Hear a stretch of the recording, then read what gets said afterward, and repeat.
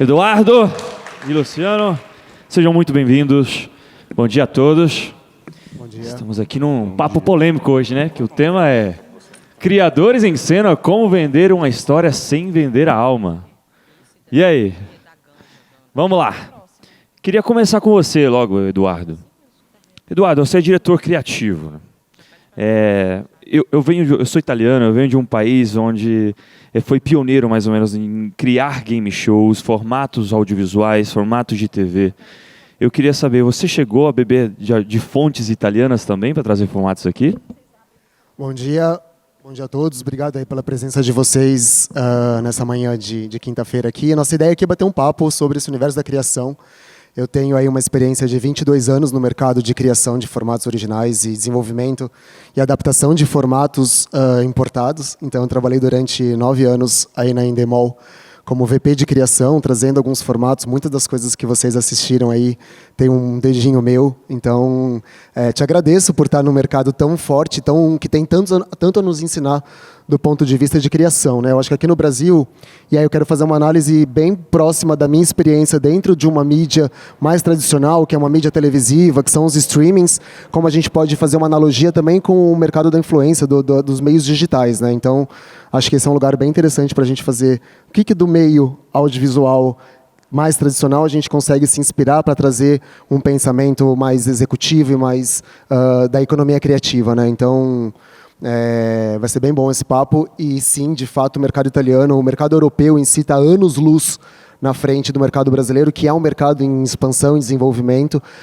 do ponto de vista do olhar para a nossa criação, do ponto de vista executivo. Acho que a gente tem boas ideias aqui, mas ainda está caminhando muito nesse sentido do amadurecimento do mercado, do ponto de vista de como a gente transforma a nossa ideia em negócio. E é um pouco disso que a gente vai falar aqui hoje com vocês. Obrigado pela oportunidade. Eu queria entrar nesse assunto autoral daqui a pouco, mas eu queria te perguntar sobre essa pergunta, que eu acho que complementa um pouco. Como que você consegue avaliar que formato do exterior trazer aqui no Brasil? O que pesa mais? O sucesso no exterior ou é uma pesquisa interna aqui do que o mercado brasileiro pode abraçar mais essa ideia desse mercado? Eu acho que a gente olha para fora pensando o que está sendo feito lá fora para tentar antecipar o que vai acontecer aqui. Porque aqui a gente ainda está olhando um pouco do que vem lá fora. Mas, obviamente, uma das coisas mais importantes é entender o consumo do nosso povo. O que a gente quer assistir? Né? Nem sempre o que está lá fora faz sucesso aqui. Então, a gente tem que ter um conhecimento profundo e absoluto sobre o consumo de audiência do nosso público. Então, o movimento de redes sociais é super importante. Acho que existe até um novo jeito de se fazer reality show no Brasil. Depois do advento das redes sociais, as pessoas de fora não conseguem entender muito o fenômeno que acontece nas redes sociais quando um reality transcende, né, o que acontece dentro daquela tela e vira assunto nas redes sociais. O Lucas falou sobre o Terceira Metade, que é um formato original brasileiro que a gente fez para a Globoplay, em parceria com a Globoplay. É um formato da Débora Seco, que ela apresenta e que fala sobre amores livres. E é super disruptivo para o momento que a gente está vivendo. Obrigado. É super importante para esse momento que a gente está vivendo, porque é isso, é um movimento social. A gente está vendo o que está acontecendo, amores livres está acontecendo na sociedade. Por que não transformar isso num programa? E aí a gente volta para as redes sociais, volta para os movimentos sociais e começa a ver coisas que impactam de uma forma muito legal. Como, por exemplo, algumas coisas que eu li, que o Terceira Metade tem sido indicado pelos terapeutas para os seus pacientes que estão passando por um questionamento sobre o amor livre. Então, cara, olha o poder que a gente consegue através de um formato, de uma ideia original, que aparentemente, se eu fosse pensar num Brasil conservador, que cada vez mais se mostra conservador, as pesquisas mostram que o público quer assistir cada vez mais conteúdos conservadores, mas ao mesmo tempo tem um interesse absurdo sobre tudo aquilo que está embaixo do tapete. Como que você consegue transformar essa forma de consumo numa pauta que o terapeuta está falando? Cara, assiste esse programa porque vai me ajudar a te cuidar. Então isso é muito legal. E eu tive outras experiências nesse sentido, porque participei da primeira temporada e da segunda do Casamento às Cegas, da implantação do Casamento às Cegas. Então, quando a conversa que a gente está propondo dentro do nosso conteúdo transcende aquela mídia tradicional e passa às rodas de conversa, quando você chega numa padaria e a mesa do lado está falando sobre aquilo que você criou, cara, isso é muito legal. E aí você tem que estar sempre observando o que está acontecendo. Então, eu gosto muito de olhar para fora para ver o que está sendo feito, porque é uma tendência, mas ao mesmo tempo eu olho com muito carinho, muito respeito, porque a gente está fazendo aqui dentro, porque quem me interessa são vocês. Lá fora não me interessa muito. Eu quero fortalecer o mercado brasileiro. E no momento em que eu fortaleço o mercado brasileiro, nós, do audiovisual, fortalecemos o mercado brasileiro, automaticamente as nossas ideias também começam a virar referência para quem está lá fora. Com certeza. Lindo, lindo isso. Começa a olhar para a gente e falar, caralho, desculpa o palavrão. Mas enfim. A gente começa a olhar para o mercado brasileiro e falar, esse formato é muito legal, que é o que está acontecendo. Né? O Ilhados com as Sogras é um formato original brasileiro que está transcendendo o sucesso brasileiro. Ou quando você pega o Casamento às Cegas, por exemplo, que é uma franquia internacional, e você vê que o poder que o Brasil teve no processo de adaptação de um formato já consolidado, que transcende o seu país e faz um sucesso e se posiciona entre os 10 conteúdos mais vistos da plataforma pelo mundo, numa língua portuguesa que não é a língua mãe da maior parte do nosso mundo, né? Então, isso mostra que o nosso país tem um poder criativo muito forte, né? E eu tenho aí 22 anos desse mercado, fico muito feliz porque quando eu comecei não existiam as mídias sociais, não existiam outras plataformas como forma de gerar o conteúdo. Então, para mim, vira um desafio como trazer isso para dentro do meu conteúdo tradicional e, ao mesmo tempo, olhar para essas plataformas e falar, cara, eu não preciso mais de uma televisão bancando uma ideia minha, eu não preciso mais de um grande streaming bancando uma ideia minha, eu posso me associar a grandes criadores que têm grandes ideias, e aí a gente vai falar como não vender a alma quando se vende uma ideia, mas que existe uma janela de oportunidade muito maior hoje do que existia há 10, 15 anos atrás. Hoje, com o meu celular, eu posso começar a gerar um conteúdo e fazer um reality show tranquilamente. Ou alguém tem dúvida do que as pessoas fazem hoje, que é, oi, estou aqui trocando de roupa, estou aqui fazendo não sei o quê. É o Big Brother. Né? Eu tenho o meu próprio Big Brother, eu posso fazer meu próprio Big Brother. Eu acho que, inclusive, a gente precisa repensar a forma de fazer reality exatamente por isso. Eu não preciso mais assistir o Big Brother para saber o que as pessoas estão fazendo. Eu abro o meu celular, entro no Instagram e eu estou vendo a sua vida, estou vendo a sua, na hora que eu quero, do momento que eu quero, fazendo as minhas análises, julgando vocês, entrando lá, colocando hate, enfim. Então não preciso parar na televisão 10h30 da noite, sentar lá e ficar assistindo o que vai acontecer, a briga entre aquelas duas pessoas, porque hoje o reality show é a vida que a gente vive, né? Nas redes sociais. Então, para que eu preciso? A gente precisa repensar. A gente, como criador, precisa repensar como contar essas histórias. Bom, um bom diretor criativo tem que ser um ótimo pesquisador e também um produtor de elenco tem que ser um ótimo pesquisador. Luciano, sou suspeito a falar porque eu sou fã do seu trabalho e eu queria te perguntar uma coisa. Qual é o maior desafio para trazer uma alma de certos ícones para o cinema brasileiro? Por exemplo, você foi responsável em escalar a série para o Senna e agora para o filme Marília Mendonça. Qual é a maior responsabilidade de trazer almas para esses ícones e ter alguém que possa representá-los? Bom dia. Acho que não tá Puder aqui. aumentar o volume aqui do microfone do Luciano, por favor. Bom dia. Acho que, primeiro, é um prazer estar aqui, né, nessa mesa aqui com você. Obrigado pela mediação. Eu acho que tem uma coisa no meu trabalho que é muito importante, assim, principalmente nesse caso. Acho que são dois casos diferentes, né? Quando eu tenho que escalar, enfim, pessoas grandes, nomes que já foram, né, que são conhecidos do público, como o Senna ou a Marília, né? Eu acho que são dois casos muito parecidos, né? Porque o Senna, apesar de ser mais antigo, é um ícone até hoje, né? Internacional. Todo mundo sabe quem é o Ayrton Senna. E a Marília Mendonça, apesar de ter uma carreira curta, foi uma carreira estrondosa, né? Todo mundo sabe que é a Marília, todo mundo conhece a música da Marília. Então, é uma grande responsabilidade. Eu sempre que vou fazer um projeto como esses, eu falo, será que eu vou conseguir? Né? Porque é muito difícil, né? E o Senna, por exemplo, que é um projeto... O Marília é difícil dizer ainda, porque eu estou no começo de um processo, mas é isso. Para mim é muito importante achar, além da característica física, né, que é fundamental, tem que ter, a alma daquela personalidade, né? Enfim, a Marília tem uma alma ali que tem que estar presente na atriz que eu encontrar. Uma energia incrível aquela mulher. Uma energia que tem que estar presente. E no Senna, o Senna é um grande exemplo, eu acho, porque tem muito personagem conhecido ali, né? A gente tem o Senna, Galvão Bueno, Xuxa, Adriane. E foi um grande desafio, porque era como encontrar não só a aparência, tipo, por exemplo, né, o Ayrton, né, o Gabriel Leone, eu acho que ele traz ele traz a energia do Senna, justamente Trabalho isso, né? incrível dele. Além de ele ser um grande ator, né, a gente confiar muito nele, mas ele tinha que ter não só o talento, mas ele tinha que ter um pouco da aparência, né? Apesar de ele não ser idêntico ao Senna, né, eu acho que justamente a energia que ele traz é a energia do Senna. Né? E a mesma coisa com todo mundo ali, né? A Xuxa, por exemplo, a Pamela Tomé, é surreal, é quase um susto, assim, sabe? Quando a gente viu a Pamela a primeira vez caracterizada, totalmente entrando, você fala, o que é isso, né? E aí é isso, ela tem a voz da Xuxa, ela tem a energia da Xuxa. Então, assim, é um prazer quando chega nesse resultado, né? E acho que o Senna, enfim, é um grande resultado que me dá uma grande felicidade em poder ter feito isso e terem também me colocado essa responsabilidade, né? Que acho que é aí que a sua pergunta também vem um pouco desse lugar, assim. Como os produtores acreditam no meu trabalho e tipo, bom, vai lá, mostra aí o que você tem para trazer. E a partir daí vem uma pesquisa gigante, né? É uma pesquisa, nesse caso, é uma pesquisa que é muito ampla até conseguir chegar no lugar perfeito, né? Eu fiquei muito feliz porque, né, quando estreou o Senna, eu estava na Itália, eu estava visitando meus pais. E começou a surgir propaganda para todo lado, assim, na televisão aberta, nos outdoors na rua. E foi, eu acho que, um dos maiores sucessos de marcos brasileiros para o exterior.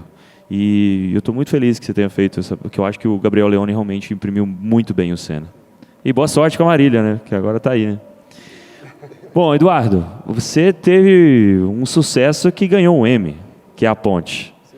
Eu queria exatamente entender, trazer a alma para um produto assim autoral, chegar ao Emmy, ser reconhecido assim. Como foi todo esse processo? Você acreditou que poderia chegar até o Emmy? Não, na verdade nem nos meus maiores sonhos quando eu comecei a fazer a faculdade de rádio e TV, imaginei que a gente pudesse chegar num Emmy, sendo o primeiro formato de não ficção brasileiro a faturar um Emmy, né? Então isso tem um marco muito grande para o audiovisual brasileiro e eu acho que isso só vem corroborando com tudo isso que a gente vem falando, né? Então você tem formatos de não ficção que estão se consolidando no mercado internacional. Você tem uma série como Senna que ultrapassa as fronteiras do nosso país e chega em lugares muito longe. E quando a gente fez A Ponte, que é um formato que aconteceu lá fora algumas temporadas e a gente veio fazer no Brasil, foi uma parceria da Endemol com a HBO Max na ocasião, que ainda não era Max, né? Só Max, era HBO Max. A gente fez esse projeto no auge da pandemia, então teve um desafio ainda maior, porque a gente teve que criar uma bolha para que aquilo ninguém dali se contaminasse, né? Pela questão óbvia de uma preocupação com o próximo, mas também com o resultado do trabalho final. Então, quando a gente decidiu fazer A Ponte, a gente partiu do primeiro dia já com a ideia de querer fazer uma linguagem diferenciada para aquele reality, né? Hoje, quando a gente fala de linguagem de reality, eu não consigo mais olhar para o reality de uma forma que eu não vejo uma dramaturgia atrás daquele roteiro que se cria quando você faz um reality. Porque você tem os personagens, você tem as situações que a gente propõe, a gente não sabe como eles vão reagir, mas a gente tem uma expectativa e, sobretudo, o que eles me entregam, eu preciso sentar numa ilha de edição e contar uma boa história. Porque a gente tem nós do Brasil, nós brasileiros, sabemos fazer novela, né? A gente exporta isso para o mundo inteiro. Então, por que não adotar essa linguagem dentro do reality? Então o reality é manipulado? Não. Eu simplesmente pego tudo que vocês me entregam como conteúdo que eu estou propondo para vocês e transformo isso numa história. Ponto. Eu não estou manipulando nada. Eu estou trazendo para você um estímulo, você está me devolvendo e eu vou contar uma história sobre aquilo que você me trouxe. No The Bridge, a gente partiu do princípio que a gente queria uma linguagem cinematográfica, a gente queria contar de uma forma diferenciada, porque a dinâmica do reality pedia. Era um grupo de pessoas isoladas no meio da mata e elas tinham que construir uma ponte durante 20 dias para chegar ao prêmio final, e aí cheio de twists, cheio de situações, cheio de ganchos de narrativa que fizesse a história ficar cada vez mais instigante, né? Então, quando a gente teve o resultado final, a gente ficou muito satisfeito com aquilo que a gente viu. Foi muito desafiador, eu te confesso, porque... Você vendeu sua alma para fazer esse projeto? Não. Mais ou menos, talvez. Não, acho que eu não vendi alma porque eu acho que desde o momento 1 a gente encontrou na HBO Max parceiros muito comprometidos em fazer essa história acontecer da melhor forma possível. mas foi muito desafiador, porque quando você cria um reality, que é uma tendência mundial, por exemplo, direcionado a dilemas morais, você nunca sabe o que as pessoas vão fazer. Então, se você, né, o final do primeiro episódio tinha um gancho que era muito importante, que eles tinham escolhido lá uma líder, né? E aí a gente propôs para essa líder que ela teria a opção de mandar uma daquelas pessoas embora ou perder 100 mil reais do prêmio total de 500 mil reais, que era o prêmio de todo mundo. Automaticamente, do ponto de vista de gancho narrativo, todo mundo imagina, vai perder 100 mil reais? Jamais, vai eliminar. Cara, e ela falou, não, eu vou perder 100 mil reais. Aí todo mundo, socorro! Junta todo mundo, né? Junta a sala de roteiro e fala, e agora? Né? Então, quando você cria um reality como esse, você está lidando com o imprevisto a todo momento. Então, não é que você montou uma proposta narrativa inicial que ela vai ser fidedigna do começo ao fim. Então, talvez eu tenha vendido a minha alma para aqueles participantes, porque eles me surpreenderam muito durante todo o processo. E aí, quando a gente viu o resultado final, a gente ficou muito feliz, mas nunca imaginou que chegaria a um Emmy. Né? Primeira indicação, que já é um grande feito para a gente, e depois, quando a gente, enfim, foi consagrado campeão, isso vira um orgulho, sobretudo por ajudar a fazer a história e levar o audiovisual brasileiro para fora dessas fronteiras. Eu, como criativo desse mercado, eu tenho muita vontade que a gente... Está sendo gravado? Tá gravado. Que a gente não importe mais tanto o formato, mas que a gente tenha a capacidade de exportar cada vez mais esse formato, mostrando o amadurecimento do nosso mercado.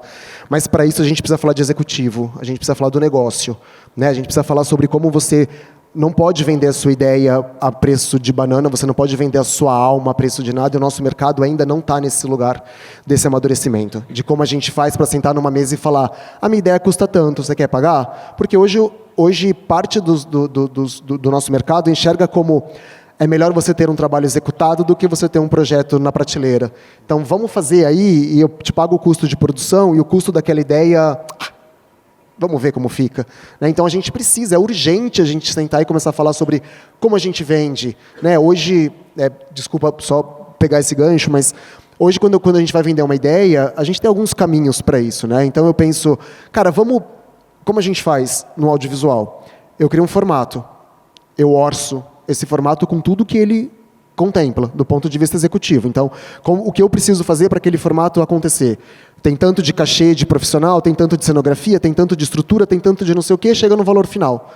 Sobre esse valor final, eu embuto um preço que é o fee de formato, que a gente chama, que é uma porcentagem sobre o valor de produção que eu falo, bom, o meu formato original custa isso. Custa esse valor sobre o valor total da produção. Topa pagar? Que eu preciso, de alguma forma, valorizar essa ideia. Eu preciso, sobretudo, valorizar o meu trabalho como criativo, da minha produtora, do lugar onde eu estou. Ter um custo, sentar, criar, desenvolver, porque se a gente não cria, não existe projeto. E isso, para o meio digital, eu acho que é a mesma coisa. A gente precisa começar a olhar para isso, de que forma que vocês, os grandes influenciadores, pequenos, médios, que querem ser influenciadores, criam as suas ideias, não perdem a sua essência naquela ideia, porque aí você vai chegar para um streaming, ou para uma produtora, ou para uma marca, e a marca vai chegar para você e vai falar, não, mas eu quero que você faça assim. E aquilo não é mais o seu conteúdo. Aquilo não é mais você. O teu público que você criou, que você engajou, vai lá e vai falar, bom, não te reconheço nesse lugar, não quero esse conteúdo, então não serviu de nada, né? Nesse mercado. Então, acho super importante a gente falar sobre esse amadurecimento do mercado do ponto de vista executivo, e a economia criativa fala sobre isso. Não é só a linha da frente do criador. É todo o circuito que está por trás desse criador também. A gente precisa urgentemente falar sobre isso e reforçar cada vez mais esse desenvolvimento. Uma pena que o Duda Ezik não pôde estar aqui, que é um produtor executivo, senão ia virar uma polêmica aqui em cima do palco. Mas assim, Luciano, falando sobre produção executiva e sobre vender a alma, eu queria te perguntar, já aconteceu com você de você escalar um elenco aí para alguma decisão comercial, decisão de algum produtor executivo, chega para você e fala assim, Luciano, desculpa, mas tal elenco não pode estar, tal protagonista não pode estar, você tem uma semana para escalar depois ali outra pessoa. Aconteceu? Tá gravando, né? Tá gravando. Então vamos pensar. Acho que assim, indo de trás para frente, acho que quando acontece isso, nunca tive uma semana para trocar, assim. Mas é isso um pouco emendando na questão do mercado, né? O nosso mercado ainda está muito em construção, né? Eu acho que a gente está muito melhor do que, enfim, 20 anos atrás, quando eu comecei também foi mais ou menos, mas a gente está longe de estar no ideal. Acontece muito do executivo chegar e falar, não quero. Isso é fato da indústria. Né, é fato, principalmente com os atores que são nomes que vão vender o projeto, que vão estar ali à frente do projeto. Então, eu acho que a gente tem alguns métodos de trabalho no mercado. Assim. Então, acho que a gente tem os grandes projetos, que são os projetos mais comerciais, os projetos da indústria, que são os projetos que estão pensando em número, em venda. Esses projetos, a influência é muito grande na escolha do elenco, até maior do que do diretor. Então, às vezes, o canal, o streaming, ele tem uma decisão final ali do que ele quer. E aí acontece muito. Às vezes você chega lá com o seu elenco lindo e que se apresenta, fala que perfeito, e eles falam... não, isso é um equívoco. Não é nada disso que a gente quer. Então, acontece. Mas a gente tem um lado também do mercado, que é um lado muito legal, que é do ator criador, dos projetos mais independentes, que aí é uma delícia de fazer, muito mais do que o projeto comercial, não que eu negue fazer um projeto comercial, mas a gente tem um poder de decisão maior. Né? Então, ali, a minha escolha, junto com o diretor, ela é muito mais direta do que a gente quer. Né? Então, eu acabei de postar um filme que vai estrear agora, que é um exemplo desse. É um exemplo que é um filme independente, e que é um elenco que é um orgulho meu, sabe? Porque está ali bons atores, não atores influentes ou atores... que estão na mídia pelo número de seguidores, né? Mas quando eu estou num projeto grande que tem esse viés, ele alcança esse lugar, sabe? É necessário às vezes. Só que também tem um outro lugar que tem uma parceria, né? Aí tem um lugar dos projetos grandes que você consegue ter uma parceria maior na escolha, por exemplo. Bom, a gente falou de Emmy, eu queria falar um pouco de Oscar, Luciano, continuando com você. Hoje existe uma categoria para produtores de elenco no Oscar. Você sente que o produtor de elenco, por muitos anos, não foi tão valorizado ou tão visto no mercado. Você acha que o Brasil, hoje, ele consegue valorizar a profissão ainda do produtor de elenco, ou o produtor de elenco ainda tem que lutar e vender quase sua alma para falar assim, olha, meu lugar é aqui, eu sou responsável em escalar um elenco que está brilhando como esse? Tem que lutar. Tem que lutar, não tem jeito. Eu acho que assim, também é a mesma coisa, está muito melhor. Uma coisa importante, hoje em dia, a nossa categoria é chamada de diretor de elenco. Né? Ela já não é mais chamada de produtor de elenco, porque é uma questão também internacional. Né? Fora o casting director, não existe um casting producer. Quer dizer, até existe, mas ele é uma função de produção, né? Ele não é uma função criativa. Então a gente brigou muito aqui primeiro, durante a pandemia, foi uma grande conquista a gente conseguir esse crédito de casting director, que ainda é uma grande discussão, muita gente não aceita. Muita gente acha que esse crédito é um crédito que não é merecido, não é aceito nesse lugar, entendeu? Porque fica num lugar. Mas você não é diretor e você está num crédito de casting director. Mas é isso, eu não sou diretor, eu sou diretor de elenco, é outra história. Né? E aí, pegando esse gancho, é uma grande luta. Eu que né, sou um produtor muito considerado no mercado, tenho já uma carreira muito grande, eu ainda tenho que brigar por crédito.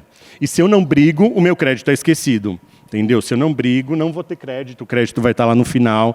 Então, ainda é uma grande luta. Né? Quem está começando é uma grande luta maior, assim, então, sabe? Imagino. Falando em começo, Edu, eu queria te perguntar, como é que nasce um diretor criativo?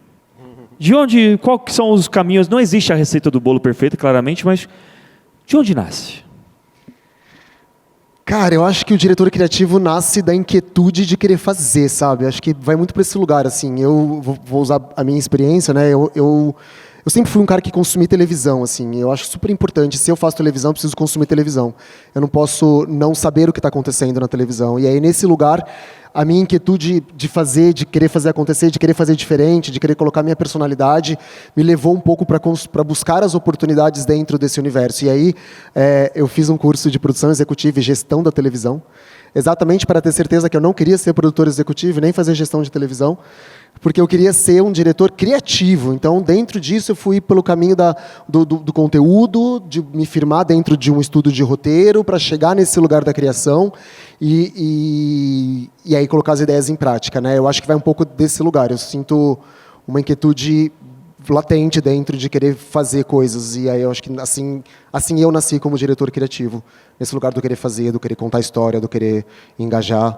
Talvez uma missão, sei lá, de querer fazer como terceira metade, que abre uma discussão na cabeça das pessoas. Quanto mais eu tiver a oportunidade de ajudar a sociedade a olhar para um tema e poder discutir sobre ele, eu estou realizadíssimo. E como você diria que é o maior desafio para um diretor criativo jovem que está querendo começar hoje no mercado? Como furar essa bolha? Cara, eu acho que a gente, assim, é isso. Hoje, antigamente, era muito mais difícil porque você tinha menos janela. Hoje em dia você tem mais janela. Então, aproveitem da oportunidade que nós temos hoje de usar tantas outras plataformas que não necessariamente é o meio tradicional do streaming, da TV, para colocar a ideia de vocês em prática, né? Sobretudo, quando vocês tiverem uma ideia, o que é importante? Uma ideia não é um formato. Uma ideia é uma ideia, um formato é um formato. E como uma ideia se transforma em formato, quando você pega essa ideia e você traz elementos de formato para ela. Então, eu quero fazer um programa sobre culinária. Legal, isso é uma ideia. Eu quero fazer um programa de culinária onde só quem vai cozinhar são mulheres de 40, 50 anos que são divorciadas. E aí eu estou começando a trazer elementos de formato para transformar aquela ideia numa ideia proprietária e isso vira um formato. Isso é super importante para que a gente tenha na cabeça... A primeira coisa que eu convido vocês a sempre pensar o que vocês têm? Uma ideia é um formato. Se é só uma ideia, ela não se sustenta. Se é um formato, eu começo a olhar para isso e falar, aqui tem um caminho legal, tem a sua personalidade, tem o seu pensamento construtivo, e é como se fosse uma armadura para a ideia de vocês. Para onde ela for, ela vai estar sempre protegida por trás dessa armadura criativa, a ideia de vocês, que é a alma do negócio. Maravilhoso. Luciana, tem uma entrevista da Fernanda Montenegro, que quando perguntaram para ela se você quer dar um conselho para alguém que está começando, o que você diria? Ela falou, nem comece. Você, Luciano, para alguém que queira seguir uma carreira de produtor de elenco, você diria a mesma coisa? Não comece, acho muito sacanagem. É sacanagem. Mas é difícil, não é um lugar fácil. Eu acho que primeira coisa, tem que gostar de ator. Tem que ser uma coisa assim, não adianta você querer ser diretor de elenco. Tem que ter alma artística para um casting director? Muito assim. Eu acho que você tem que conhecer muitos atores, em primeiro lugar. Frequentar, né, assistir tudo que é projeto nacional, não só TV. Acho que teatro é fundamental, você ir no teatro. Eu acho que uma das grandes coisas que me deram credibilidade desde que eu comecei é porque eu era um ator que ia no teatro. Então, quando eu fui assistente de elenco, eu conseguia falar de atores que as pessoas não tinham referência. Eu falava, é aquele ator do Teatro Sátiros, lá da Praça Roosevelt, sabe? Uma coisa que é muito... né? Se você não conhece, você fica muito rendido a um lugar da TV, a um lugar, né, que é muito... É isso, eu deixo de conhecer atores muito legais por isso. Então, a primeira coisa, quer ser diretor de elenco, conheça atores. Né? Goste de atores, porque ator não é um bicho fácil, começa por aí. Então, goste de atores, tenha esse prazer. E aí, depois, é estudar, né? É estudar o cinema, é estudar o teatro e cada vez se ampliar mais nesse lugar. Então, eu acho que não comece, não diria, mas estude, sabe? Vá atrás do que você quer, assim. E acho que esse é um bom começo. E entender as diversas linguagens, né? Porque exatamente. E acho que entender linguagem, eu acho que tem uma coisa que quando eu monto um elenco, né, eu não penso pessoa por pessoa separado, eu penso no todo, né? E aí quando você pensa no todo, é isso, você precisa entender os atores que estão ali, se eles falam a mesma linguagem, né? Porque não adianta você escolher um ator de uma linguagem muito diferente do outro que não vai dar certo ali na hora de contracenar, na hora de montar. Dividir uma responsabilidade com um ator que vai dar vida a um personagem que nunca fez um cinema ou uma série é bem complicado, né? Mas eu acho que isso nem é uma questão, assim, eu acho que se você tem bons atores, né, porque assim, eu sou um diretor que eu quero descobrir novos talentos o tempo todo. Então não, quando você descobre um bom talento, colocar ele ali com um grande ator, se tem ensaio, se tem preparação, é legal, sabe? Desde que ele tenha a mesma linguagem, né, do ator que está ali com mais experiência. Porque acho que é muito importante também, para o ator que tem mais experiência, saber ter a generosidade com o ator que está começando. Tem que ter paciência para quem está começando. Quero ser polêmico com você, viu, Edu?